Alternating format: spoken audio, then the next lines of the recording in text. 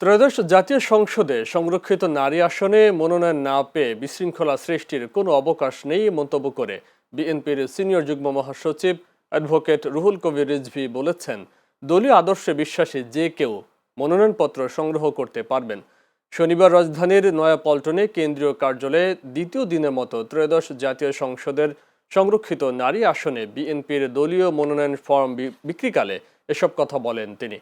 বিগত প্রায় দেড় দশকের আন্দোলন সংগ্রাম, গ্রেফতার, নির্যাতন ও নিপীড়নের অভিজ্ঞতা বিবেচনায় নিয়েই প্রার্থী বাছাই করা হবে বলেও জানিয়েছেন রুহুল কবির রিজভী।